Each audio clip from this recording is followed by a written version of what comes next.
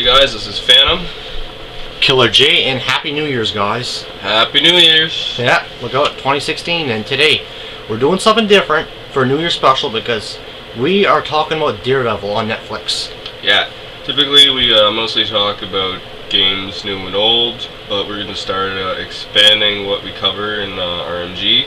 And today we're going to be expanding that first to TV, or really online TV shows, with a pretty good one. Marvel's newest take on a classic, which is DareDevil, of course. Yeah. Actually, I like this series because the dialogue's surprisingly, the dialogue's pretty good actually between the cast of the characters, how they interact with each other, and that there it's pretty good. Daredevil, he's fighting, he's saving, like stopping the bad guys for justice, because after, like, Daredevil, when he was younger in the storyline, he went blind. Yeah, the story really follows Matt Murdock, main character, and his friends, and really he's a lawyer who kind of wants to do more as a lawyer. He's felt like that typically he's failed, the community, and how he's been helping people for a long time, and he's been dealing his entire life with blindness he suffered as a kid. So he's kind of like honed some like Sixth Sense Zen master kind of reflex kind of deal. You get into some.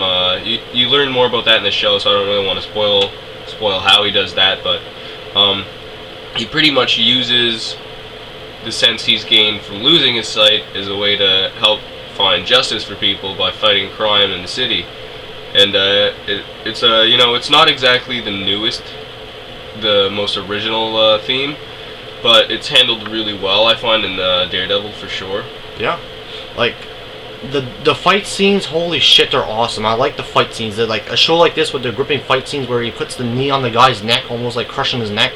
I like that. He beat him up and put him through a door. Holy crap! Like the fight scenes, the martial arts and stuff like that, that's pretty good in the series because it's very intuitive and there's some good blood in it, and I've seen an episode where the guy gets his hand chopped off, and like, holy crap, like, this is a series that, why would you need TV anyway sometimes, like you're saying, like, not like Netflix, they have good TV shows. Like, this is a perfect example of a good TV show that you can watch, sit there and enjoy it, because if you're a fan of the Marvel or lore comics, and you're a fan of the Daredevil character, you would probably enjoy this because it's really, like, sick and really awesome indeed. Yeah, for sure. I thought the fight scenes were shot very realistic, arguably more realistic than some of the more recent movies. I mean, if you watch any of the Avengers movies, the fights definitely seem choreographed. They're choreographed, but they seem really choreographed even at a glance. Whereas in Daredevil, the fights, albeit a little bit over the top at some points, seemed very realistic in how they were shot. Of course, they suffered the typical problem that most TV shows has. They had very unrealistic sound effects, kind of drawing you out of the action. But it was obviously just for the darkness of the character they were going for in the story, that it was probably one of the most realistic and most immersive takes on a superhero action show that I've seen so far, for sure. Yeah, man.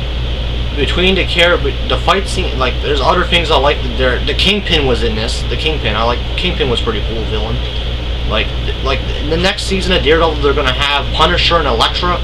I would like to see how this series can grow, because this series, so far from what I watch, very good. The acting, the fight scenes, the overall production of it, like, it's a pretty good production, because it's like almost an hour long, because they can do a lot of stuff within almost an hour, because there's good stuff in it. There's the Marvel license, and there's the overall the spirit of Daredevil is there. Yeah. So it's like the whole first season was like 13-hour-long episodes, and like you say, compared to the traditional TV show of 20-something minutes, there's a lot more story you can cram into it. So it becomes a superhero show that's actually largely based on story as opposed to just needless action, because they actually have time to fill that out. And you can tell the production values are pretty high. I mean, there's a lot of moments, Netflix shows all suffer from this, where they start with a set budget and then make the entire series on that set budget. So you'll have episodes that seem like they kind of reuse assets, or they reuse characters needlessly, or they put the same villains in a bit too much. But overall, you don't notice it too much because they had relatively high production values from the start. And you were again mentioning Kingpin. I really found that the one thing I enjoyed from the I think it was 2003 movie of Daredevil was the Kingpin in that. I thought he was like really menacing, you know. Even though he was pretty one-dimensional, he was menacing and he was a fearsome villain. And although they gave a lot of dimension and depth to the Kingpin in this, and they gave him an awesome background, just the guy they had casted playing it seemed so goofy, I never really took him for a villain, and maybe that's what they were going for, but like, I could never see him as a villain when I was watching it. It always kind of threw me out. Like, the thing is, like you see, he was goofy. He's more like a cartoony kind of villain, like, has cartoony intentions, because like you said, the Daredevil movie, with Kingpin's more menacing, but when they have Kingpin was always menacing in the comics and anything. Like, Kingpin was always the bad guy planning the stuff out and trying to do stuff that interfere with the Punisher and all other Marvel characters, because he was like the big boss or stuff like that.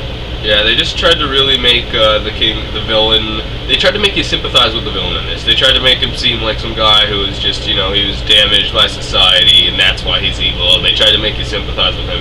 And I've noticed they've been doing that with a lot of the superhero shows. They try to make your villains seem, you know, gray instead of good or evil.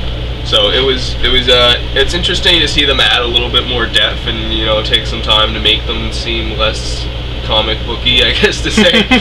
But you know, considering this show is considered almost frame for frame true to the original comics, it's weird that they would make the villain so disproportionate from how the rest of the show is in its following to the comic and its faithfulness for the art form, because they have this villain who's just completely back and forth between if he's good or if he's evil, only occasionally getting really evil, you know. Yeah. Like it's always juggling back and forth between the villain. Next minute he's the good guy, and the other minutes he's doing his evil shit, literally. Because there's a lot of it's still like you cram more stuff into a an hour long machine, because a 22-minute TV show is not going to have as much story as what an hour long show would have, because think of it, a minute, that's all the show, that's a half an hour. The rest is all commercials for like almost 7 to 8 minutes, and it depends if the show was like 21 minutes or 22 minutes to see what they can cram in within a 22-minute timeline. But the thing is, Daredevil is for the most part, it's good top to bottom. If you like a series like this, I can suggest, me and fam suggest you watch it if you're a fan of it. If you're a fan of the Daredevil lore and fan of the fiction, I would recommend checking it out, because it's pretty awesome indeed. Even if you haven't seen it, like, even if you don't know anything about Daredevil, this is a great show to go in and really start getting into some of the medium, some of the superhero shows, because it's easily the best done. If you don't watch any of the other ones, at least watch Daredevil, because they appeal to more than just superhero fans. They give a level of realism with their characters, and they let you to be attached to the person before they start beating things up. It's really the best Marvel has to offer at the moment, I'd say. Yeah. I like how it's dark and gritty, which is pretty good. I like the dark and gritty stuff, because it's like it has a good tone to it with the grittiness and the overall spirit in that there. So it's pretty good. And also the grittiness, it's just you have to watch it. It's just it's good. It's every aspect of the show is dark. You know, the way it's filmed, the way the characters are portrayed, the way most of the protagonists are portrayed, the way the action plays. You know, how the blood even looks. Everything about it goes for a gritty, realistic look. Yeah. So what would you give this? 8 out of 10. I would actually give it a 10 out of 10. It's probably one of my first 10 out of 10s in a while, just because I thought the show was amazingly done. Alright, bye guys. Bye.